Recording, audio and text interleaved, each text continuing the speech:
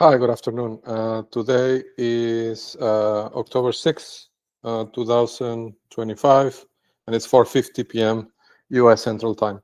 My name is Rinaldo J. Aguiar Marcano, and I'm recording this video from my home at the 26714 Valleyside Drive, Katy, Texas, 77494. And might be important to mention that I am a protected person according to the Refugee Convention of 1951, and my refugee number is M as in Mike, A as in Apple, 39176. And that was assigned to me by Canada's Immigration and Refugee Board for claims against the Venezuelan government. I just want to make this quick session. It's going to be very quick. Just a couple of updates. They're not very important, but might lead somewhere. So I'll just record them here for the record, right? So one is, and these things I'm going to say, they're not accusations, they're just observations, right? Things that I've observed, and through this process, I've learned that you need to document, like when you're facing this kind of threat or these adversaries, the first thing you need to do is to document everything, right, with the best level of detail that you can, and with objective recordings or records of what happened. So you can then, it's not because you're going to do anything with the records in court, but because if you have objective data, then you can use that data to put two and two together, right, to tie the knots. So, okay, so on the legal front, right, I've been doing a couple of things. I'm going to make a video about the things that I've been doing on the legal front, and I'm going to actually explain, or I wouldn't want to say explain, but like go over my strategy, right? My legal strategy.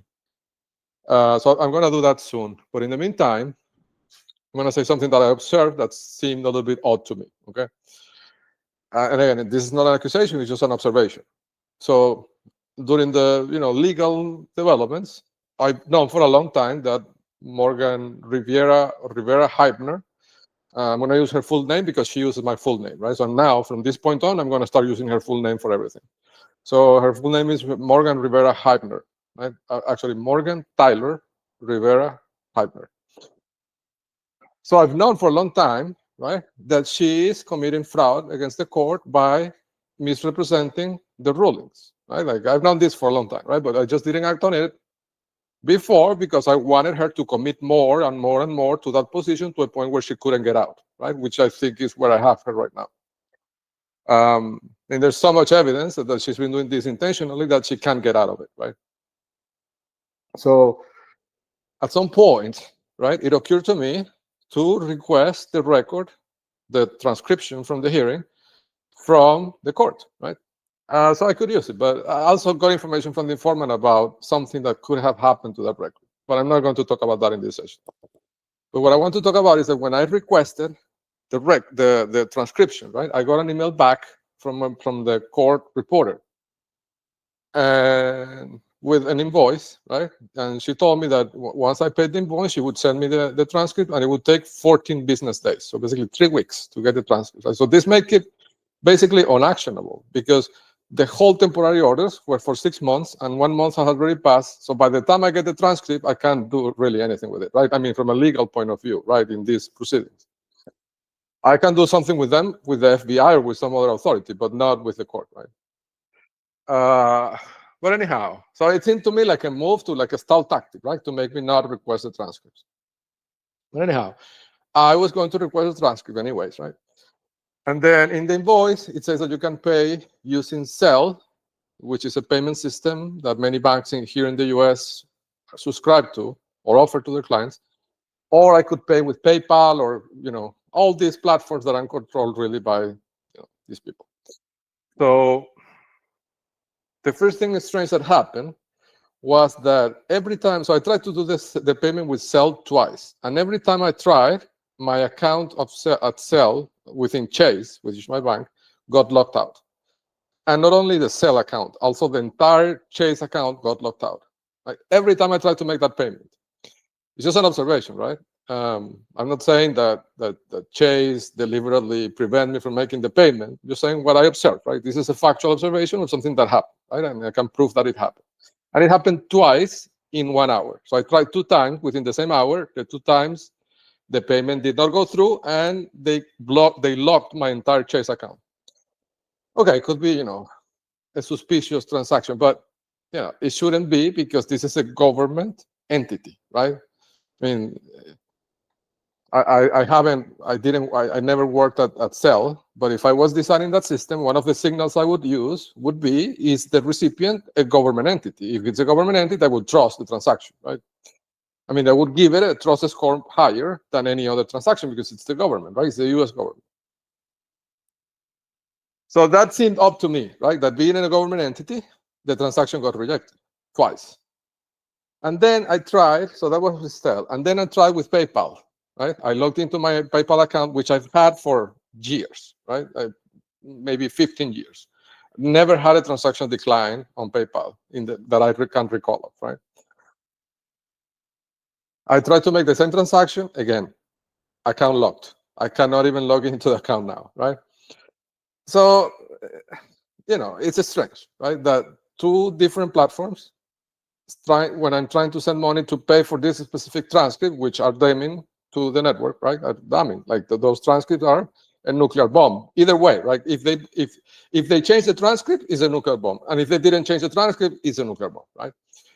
So, I could not get the transcript, right, effectively.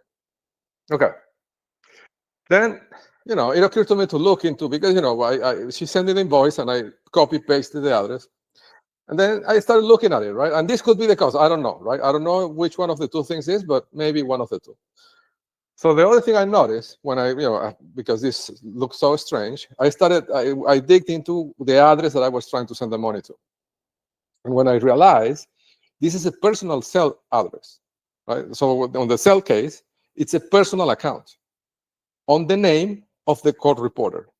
Now, when the court reporter sent me the email giving me the invoice, she sent it from a .gov email, like coming from the court, from Fort Bend County TX.gov, right?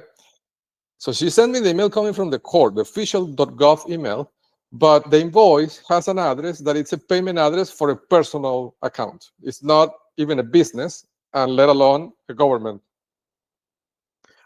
So I don't know, I don't know what's the setup that they have in the court, right? I'm not making any accusations, but the setup does look strange to me. In all my life, living in Canada and the US, right? I've been outside of Venezuela. I mean, these kind of things, you would see it in Venezuela, right? Where a government entity would subcontract something that handles money, and that entity that they're subcontracting, that thing that handles money, is a person, right? And this is a recipe for disaster, because you're entrusting funds that are supposed to go to a government control agency to go directly to a person, right? I don't know. I don't work in the county. I don't know the accountability mechanisms that they may have in place. I have no idea, right? But the setup of something that is related to the county, a government official, entity, using the email of the court to ask for payment, and that payment goes to a person, that seems strange to me, to be honest. To me, it's a red flag, right? And I know nothing about government controls or accountability. Like, I'm not an expert in that field, right? Maybe this county is so advanced that they do have mechanisms to make these things work, although an individual is controlling the money, right? I don't know, but it seems like a setup that is strange. I've never seen this before. It's like if you're going to the DMV to get a driver's license, right? I mean, this is a government service that they're providing, right? The court, access to justice, is a government service, right? In the justice system, this will be the equivalent as if you went to the DMV to get your driver's license, and the person asked you for payment to their personal payment Cell account, right? This is exactly what's happening here, right? I don't know. And on top of that, right, the person tells me that it takes 14 business days. And when I try to make the payment to that account, the payment doesn't go through, regardless of which account I try to make it from, even if it's Cell or it's PayPal, right? And remember, in all my videos, I talk it's about the PayPal mafia, right? The word PayPal is in the main topic of my investigation. And then I try to make the payment for these sensitive transcripts that could be the key to get justice, and PayPal rejects my transaction, right? And sell, right? So it's an observation, right? It's a very interesting observation. So I don't know. It would be interesting to see the transcript, right? To see how well it reflects the reality of the audio that they should have, right? Because it's easy to change the transcript, but to change the audio is more difficult, right? And it could be proven that it was changed.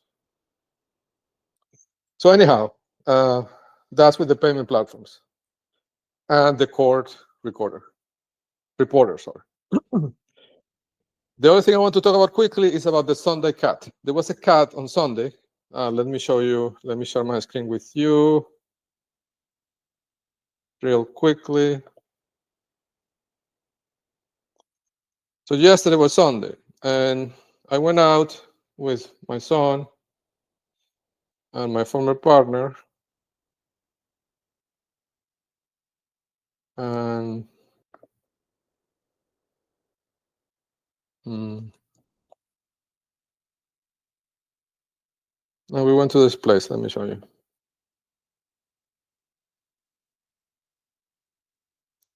Sorry.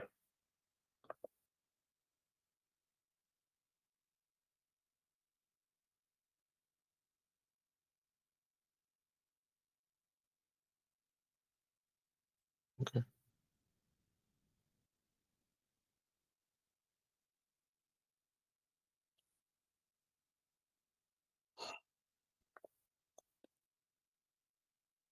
Okay. Let me try again. Yeah, sorry. I should probably start doing this before I start the meeting, but it's always something. Let me try this. Okay. Okay. So what happened was, right? We went out, and I've been doing this thing where sometimes I take my son to these places. I don't know if this is a thing that everybody does, but here, at least in this area, there's a lot of. They look like stores, right? In the small shopping malls, and they have activities for kids, like arcades or adventure parks or mini paintball or mini, all those kind of things. Karting, right? Like go-karts. To try to do something fun with him with the little time I have with him, right? Supervised by the petitioner. Unconstitutionally supervised. So we went yesterday to a couple of places, right? So the first place we went to was, and let me see if I can show you this, was a place that was, I would say, here.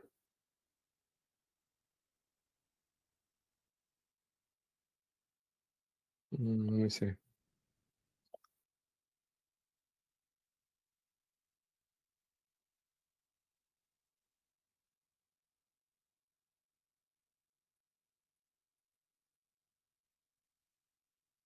Yeah, somewhere around here. It's a place. I'll have to post the address later because it's not showing in the map. It's a place. It's kind of an adventure park that has paintball, like indoor paintball, right, for kids, for small kids, for 5 years old. And it has a few arcade machines, but it's located in this. It's located in this shopping mall. I'm going to give you the address, right? It should be at the two. Does it have a different address? Yeah, it's around 24731 Katy Freeway, Katy, Texas 77494. Somewhere around here, right? Let me see. The gas station is there. Yeah, I think it's around here somewhere. Let me see if I find it.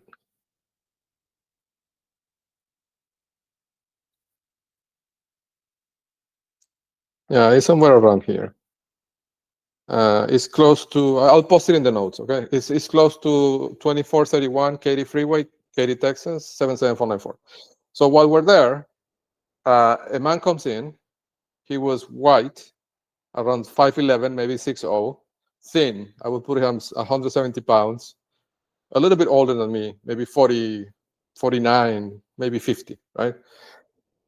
He was wearing a brown T-shirt, and he was with a woman and a small child, maybe 6 years old, okay? The child was female.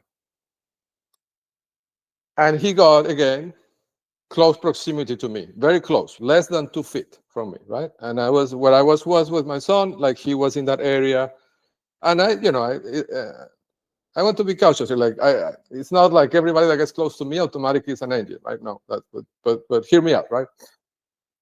So I took note or notice of the situation because I saw that he was, consistently placing himself and the child next to me.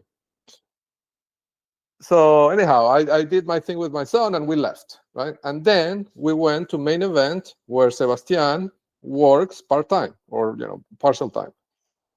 And main event is 2 shopping malls away. Like this distance looks small, but it's not, these are huge shopping malls, like they're big, right? So the first store is more or less around this point, right? And we took the car, we went out. Like to go to the other one, you have to go in a car. You cannot go walking because, you could, but with a child of that size, it's dangerous, right? Because there is a big street here. There's a lot of cars in the parking lot. It's a big parking lot. It was hot. So, we took the car and we drove to main event, and then we parked more or less around here, around latitude 29.78410, longitude -95.79099. And we're there waiting for Sebastian, right? And he's taking a long time, maybe 20 minutes. But when we're about 10 minutes in waiting, I see that the same man that was at the previous place, we were in the car, we didn't get out, we were just waiting for him, right? But I see that man that was with the child and the woman started walking and got into main event where Sebas worked. Like I could see him and I recognized him because, I have the ability to recognize these things. Like I'm kind of, at this point, I'm trained, right? Like it's a skill that you develop, right? I was far away. I was probably 250 feet away, but I could tell it was him, right? So he went, and if any investigative agency ever looks at this, all you have to do is look at the first place cameras and then look at main event, and you will see him walking into the 2 places minutes after I arrived, right, in 2 places. Which I don't know, right? I don't know if that would be, maybe not, right? Maybe that alone wouldn't be stalking, but if his house is marked in the geo-index, maybe a case could be made, right? That could be stalking. And if there is a link that he's working for this network and he's going into these places minutes after I arrive. And again, he was wearing a brown T-shirt, and he was with a small child, female, and a woman. The woman was also white, and the child was white.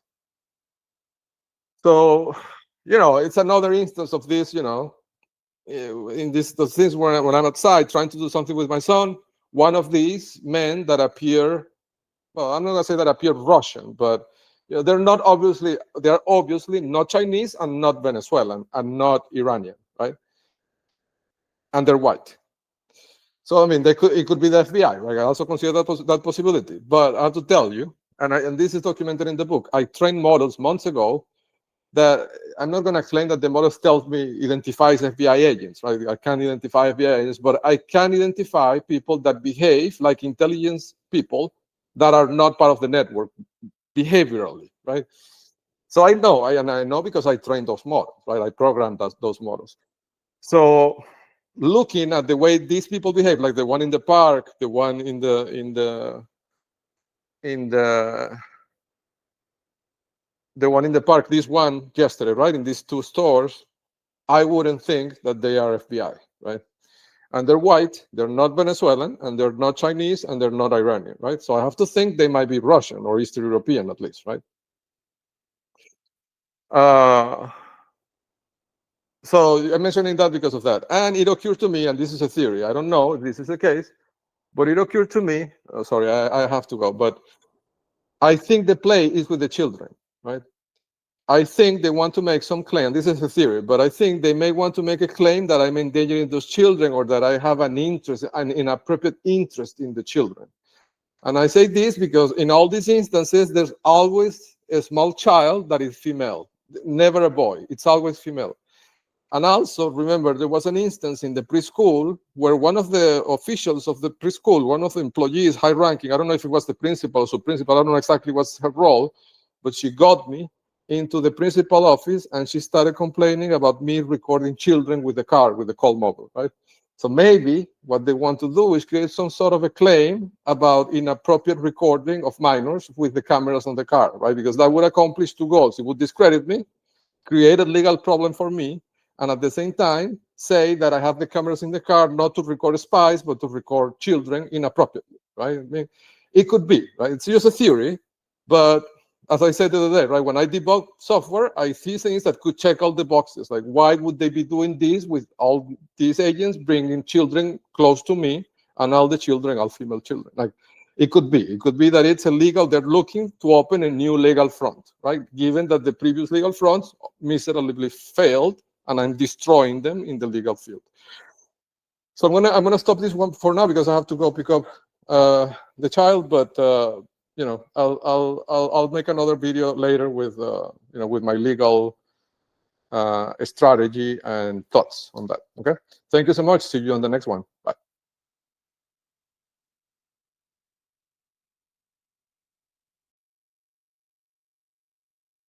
Hi, good evening. Today is October 6th, 2025. It's 7 p.m. U.S. Central Time. My name is Rinaldo J. Aguiar Marcano, and I'm recording this video from my home at the 26714 Valley Side Drive, Katy, Texas, 77494. And this is a continuation or an addendum to the video that I recorded maybe a couple of hours ago before I left this afternoon. Sorry, I had to leave in a hurry because I had an appointment. But I wanted to take the time to elaborate a little bit better on what I was saying at the end of the previous video, because I didn't get a chance to really explain it. And, you know, it's a topic that it could be sensitive. So I want to make sure that I convey the ideas, you know, clearly.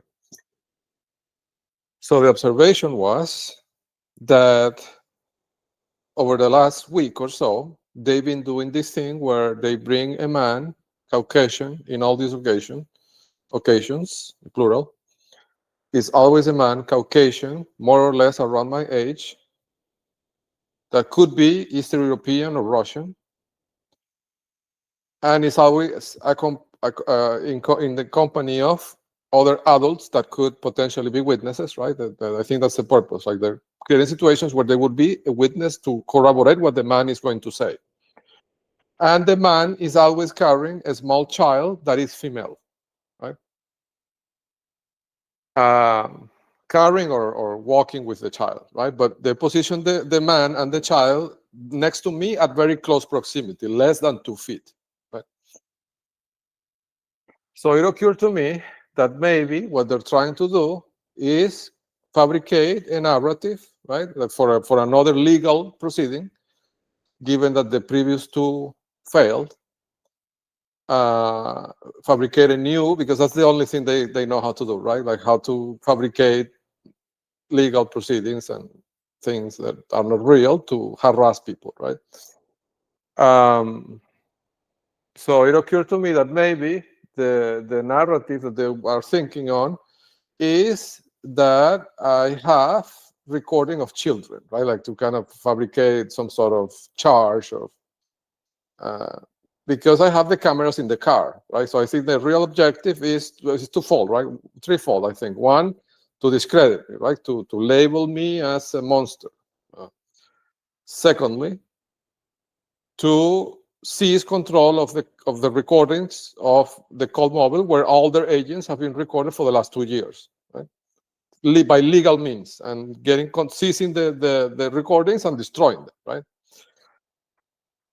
And more importantly, right, create another legal situation or, you know, trial or charges, right, with which they could justify the unjustifiable, meaning the legal kidnapping, that it's still ongoing, right? And that they see that it's going to get them all in trouble, right? So as I was saying before, this hypothesis is one of those things that if I look at the entire scenario that I'm contemplating, it checks all the boxes. Like it would accomplish exactly everything that they need to do, right? With only one action, meaning that fabrication, right? So it's likely that that's what they're trying to do. And also, supporting that thesis, two observations, right? One is that in the September 8th hearing, September 2025, Morgan Tyler Rivera Heibner, so the counsel for the petitioner, well, she had me understand, you know how I explained this in another video, right? Where she used all the exhibits to basically discredit things that I've uncovered about people that are important to the network, like Phil Denning, Robert Mueller, and all those people, right? Which my reaction to that was to add them and add concrete evidence I have about what their involvement, right, to the federal class action lawsuit. But anyhow, I remember that, I mean, thinking about this cat situation, right, with the man in the park, the cat on the yesterday at the kids' places, right? It made me remember that Morgan Heimner, well, she had me understand on September 8th, she asked me, one of the exhibits that she put in was a post that I had in the website that talks about how this network uses children as operational marker. And you know how I give names to the TTPs, right? Like I put some names, and sometimes are a bit comical, right? Because what they do sometimes is comical, right? And to watch it. So that TTP, I named it "The Little Girls Running in Dressing White," something like that. This is what the website said. But this doesn't have, and you know, like to elaborate on this, when I write these things, I mean, remember, I'm a Spanish speaker. Like my mother tongue is Spanish, and English is my second language. I think, and I'm not sure because I'm not a first language English speaker, right? But I think that phrase, right, in English could have a connotation that it's not inappropriate per se, but I think it could be interpreted in an appropriate way, right? When you talk about little girls running around. So I don't know, but I have to tell you, and I swear, right, like in Spanish, this is a completely innocent phrase. It doesn't have in Spanish the same connotation. If it had that connotation in English, I don't know, right? But because I see the focus of Morgan Heibner, right, in that hearing, talking about the little girls repeatedly, I think that's the play, right? They want to make it sound like it's a perversion, like it's something that it's. But you know, that wasn't the intent of how it was written, right? It was written as from a technical perspective of an analysis of an operational procedure of a foreign intelligence agency committing crimes in the U.S. That's the perspective in which it was written. And the observation is that they use children, often female children. They're more often than not female, as operational markers. And the number of children, so this is a very specific procedure, like it's described in the books and the website. They dress them in a specific way, and the number of children that are dressed in this identical way that the agent carries around signifies how dangerous the operation is. So the more children that are dressed in this specific manner, the more dangerous the operation is. And this is a signal to all the other agents, get out of the way. This is dangerous, right? So if it has 3 children dressed in this way, run on the other direction, because you know somebody could die in this situation, right? Is an operational marker, which is a perversion in itself, you know, not only using children to perform operations that are illegal, crimes often, but also to expose. I mean, if the operation is dangerous, right, to begin with, and you have 3 children next to you while you're doing that, it puts the children directly in danger. To give an idea, in one occasion, I was at a Chase Bank, and this must be recording those cameras. Chase Bank here on Spring Green Boulevard, right? Spring Green, like closer. There's 2 Chase Banks on Spring Green. There's one that is closer to the Katy Mills, that one. And I was about to buy the second house. I was there to get the wire transfer to send the money to buy the house, right, to escape this house. And as I was in the bank, there was a man with using these children, 3 children, dressed as princesses inside the bank, and he flashed a handgun at me. Right? With the next to, I mean, who takes a handgun? I don't know if the handgun was loaded. I don't have any way to say that, right? But I saw the handgun, and he flashed it at me, and he looked at me doing that. And he had 3 small children next to him, right? So who does that? I mean, who gets into a bank with a weapon and 3 little children, right? So but they want to. So that's the perspective in which I wrote that post. And Daniel King Everett, the one that lives in front of Robert Mueller at Lake Point State, he regularly used this same TTP of the little children, right? When he was doing something to harass me. And that's the exhibit that Morgan Heidner picked, precisely because it accomplished the goals of bringing up the thing of the small children, and at the same time try to discredit what I wrote about Daniel King Everett, which could be Daniel Molero, the potentially, right?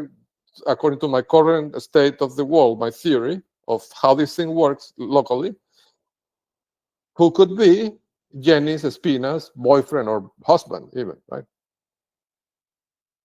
So to recap, Morgan Heidner brought that up on the hearing to get it on the record while I was on the stand, right? I mean, the post that talks about the small children.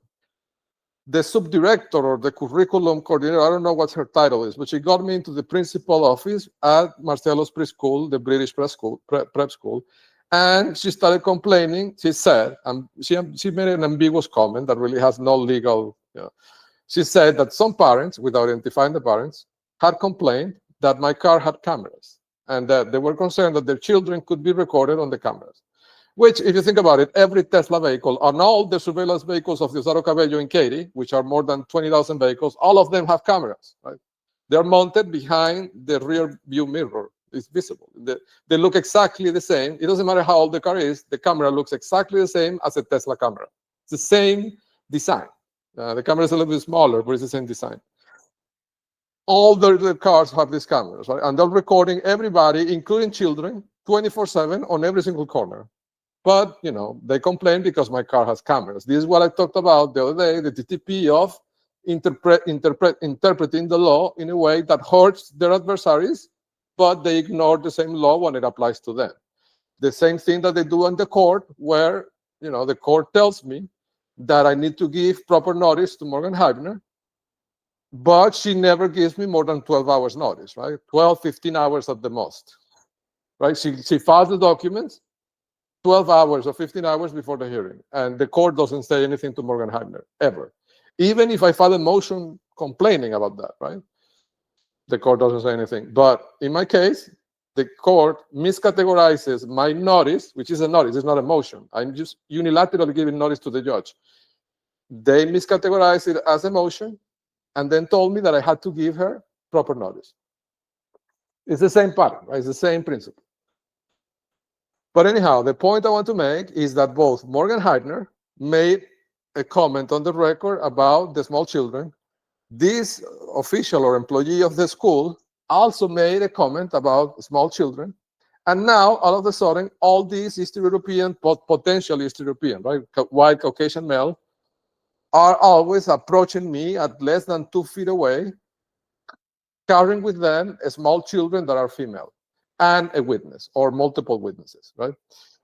So, I put 2 and 2 together. I can see what they're trying to do, right? They're trying to fabricate a fake situation in which they can make a claim, and all of them, because they're coordinated with the app, right, and with the crypto payments, they are going to collectively make a claim, and of course, it's going to be 3 or 4 people, the word of 3 or 4 people against my word, right? And because we know the environment we're all here in, of course, it's going to go their way, right?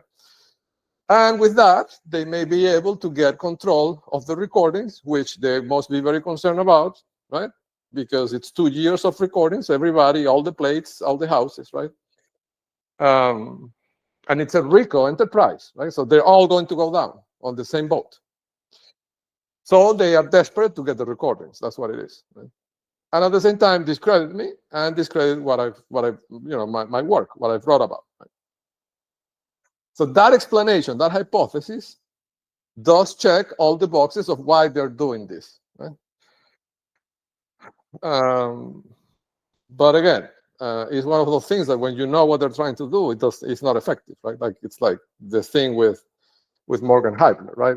If I didn't know, but I knew since April what was her role. Like I knew, right? And I made that demo in June, saying exactly what she would do, right? Before I even met her in person in court. And she did it, right? I mean, how can I develop recognition in that way? I can't. The only explanation is that the data is real, the geo-index is real, and it does represent exactly the operational roles of these agents. Right?